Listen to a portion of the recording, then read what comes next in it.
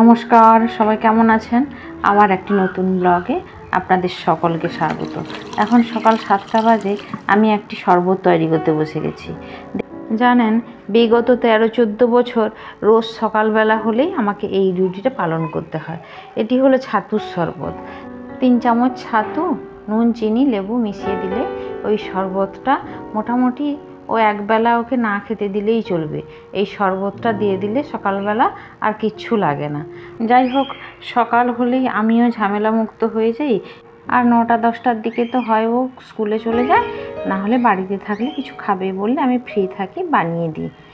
এই শরবতটা হেলথের পক্ষে খুবই ভালো। আপনাদের বাচ্চাদেরও খাইয়ে দেখতে পারেন, কোনো অসুবিধা হবে না। আমার ছেলে তো ছোটো থেকে খাচ্ছে, কোনো অসুবিধা হচ্ছে না। এখন 9টা মতো বাজে, আমি স্নান শেষ করে চলে এসেছি। তাড়াতাড়ি পুজো শেষ করতে হবে, রান্না শেষ করতে হবে, কেন বিকেলের ঝামেলাটা আরও বেশি থাকে। দেখুন, আজ ঠাকুরকে কত সুন্দর লাগছে, কত ফুলে সেজে উঠেছে। আসলে আমি তো বাইরে থাকি, এখানে একজন কাকিমা তো ফুলগুলো দেয়। ফুলগুলো কত বেশি দিয়েছে, ঠাকুরকে পুরো সাজিয়ে দিয়েছি, কি সুন্দর লাগছে দেখুন। যাকে অনেক বেলা হলো, এবার রান্না বান্না গোছানোর পালা।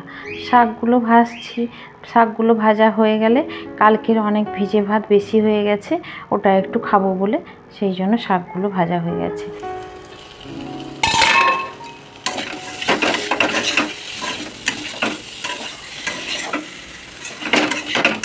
আজ ডিমের ঝোল আর কলমি শাকের ভাজা, বেশি কিছু করব না, অনেক বেলাও হয়ে গেছে। আসলে একা হাতে সব কিছু গুছিয়ে রান্না করতে অনেকটা দেরিও হয়ে যায়। যাকে রান্নাটা প্রায় শেষ হয়ে এলো। এখন বিকেল 5টা মতো বাজে, দেখুন রেডি হয়ে গেছি, রোজকার ডিউটিতে যাওয়ার জন্য প্রস্তুত।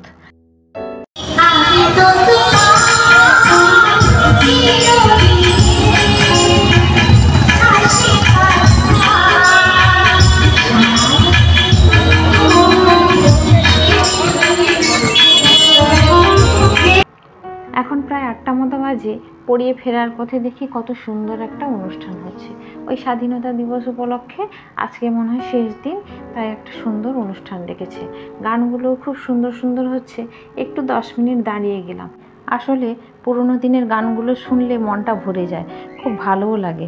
এখনকার যা গান, কিছুই মানে খুঁজে পাই না। যাকে ভালো থাকবেন, সুস্থ থাকবেন। আজ এখানেই শেষ করলাম।